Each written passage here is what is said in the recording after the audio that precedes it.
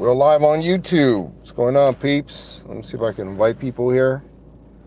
That way everyone can participate. And the disc here, guys. Make sure everyone tunes in.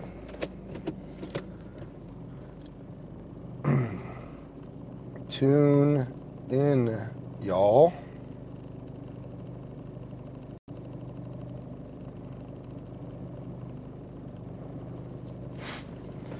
All right. If no one comes on, then too bad. Well, anyway, I just discovered that suspended from NFL Network for sexual allegations. But it comes as a shock to me because I would expect that at least those two dudes had some type of, some type of decency, granted, because they're on NFL Network, but I'm not there at the station, so I don't know. And I know these guys are in Culver City, I believe.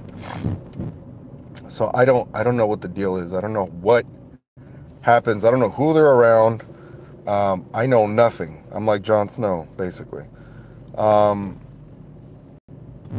I think, and I don't know, correct me if I'm wrong, but I think what ends up happening is that some of the dudes that you work with, and I'm not saying, I'm not exempting women, because I've hung out with, I have lesbian friends, and their thirst is just as bad. So, but it's more prominent with males, and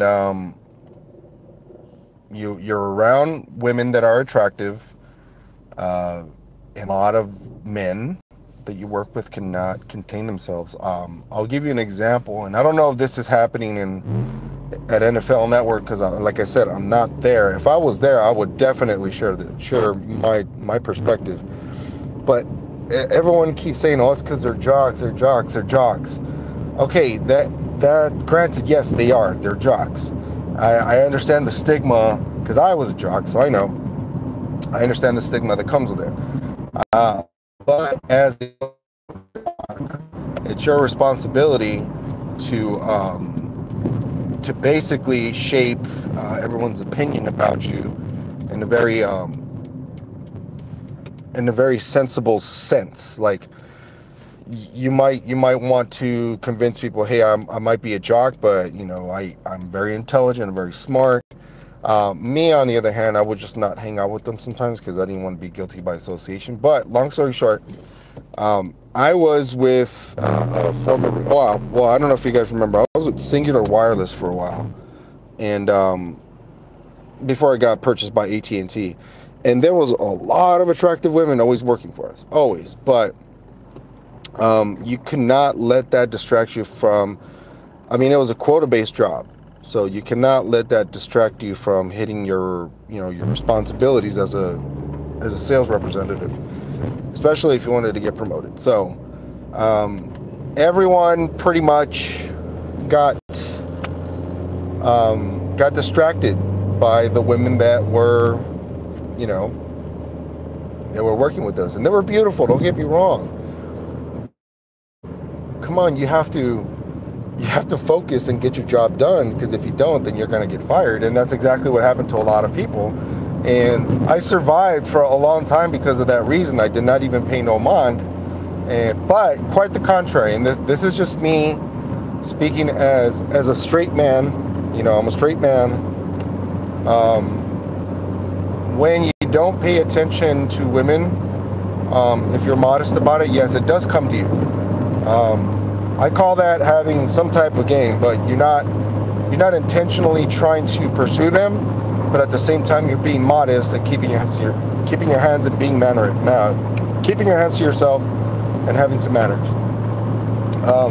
That to me is game. Like, no game is being a fucking creep and trying to cop a cheap feel on chicks and stuff like that. Because it's like if a man truly wanted to grope you, you get groped right then and there and just get squeezed. I've seen it.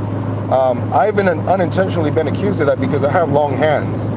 and I've accidentally tipped the side of their hip or whatever, just gonna reach over, especially when I'm sitting down, which is very awkward. So that's why I mind my hugs now, because this day and age is like, no, I'm not that stupid, and my intent is never malicious. So just a tip for all you tall men. I'm 6'3" and I have pretty large hands. I hate to say walk on pins and needles, but that's kind of what it's kind of coming to. Because you just don't know. I mean, it sucks. The other thing I want to say, okay, so working in retail, I'm assuming working at a television network or station is very similar, because the environment calls for performance. It's a performance-based job. I'm sure NFL Network hires attractive women, just like Fox News, just like CNN, okay, everyone blames the woman, especially the meninist, I like to call out. And don't get me wrong, I'm not a feminist, but I'm not a meninist either. Strip clubs, it's like, sorry, I'm having trouble reading here. So at strip clubs, it's a little bit different, but there's still a protocol to it. Just because you're at a strip club and you're throwing money around, of course, you're paying them. It's a service. You're paying them for entertainment. Does not entitle you to not pay them and start groping the shit out of them. That's not how it works. I've had many encounters at strip clubs, and quite frankly, a lot of them, I have to go with specific people because I know they're going to control their urges and keep their hands to themselves, unless asked to. It's different when it's consenting. It's different, dude. But a lot of people don't understand it, especially the men that I associate with. But I associate with them less, because they just don't know how to keep their hands to themselves, dude. So yeah, retail, it happens. There's attractive women, you're trying to hit a quota.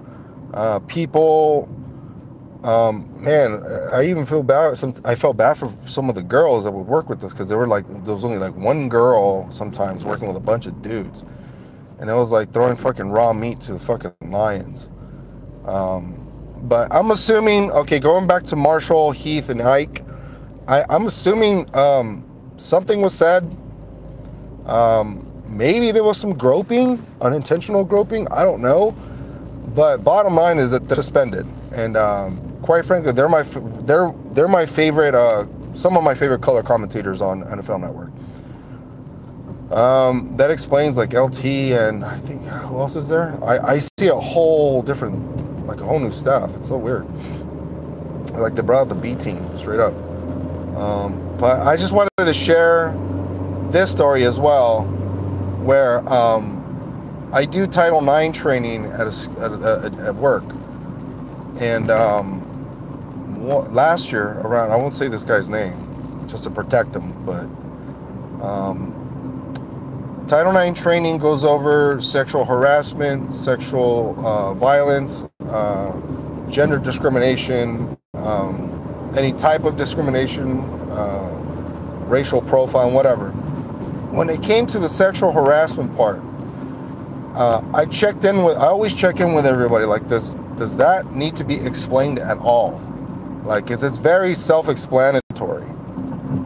It's very self-explanatory. In my own head, I never expect a fucking hand to be raised. Everyone should know this shit. However, one dude raised his hand saying, hey, can you please define what sexual harassment is? Because sometimes I play around like that, and I don't really mean, harm. So I'm just in like, what is it that's defined as sexual harassment? Right away, the minute he said that was a red flag. Long story short, that student wound up being kicked out, booted from the program. I knew for a fact, because I got multiple complaints from some of the female students that were there, that he's just a creep, he's a pervert, and whatever. But long story short, he's not there anymore. But just the simple fact that someone has to raise their hand someone raised their fucking hand to ask what to define sexual harassment. And this guy is not from the state of California, so I forget where he's from, but he did not understand what sexual harassment truly was. And if you don't know, just Google search it. You'll find many examples of what sexual harassment is. Sexual violence is very self-explanatory. Sexual violence is very self-explanatory. I truly do not understand how any of this can even it doesn't even need to be explained. It just needs to be refreshed. Like, you should know what it is, but you just have to be reminded of it, which is very, very, very weird.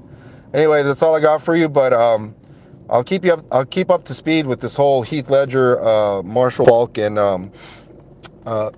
Ike. I keep forgetting Ike's last name, but to see how this story develops. So I'll see you guys next time.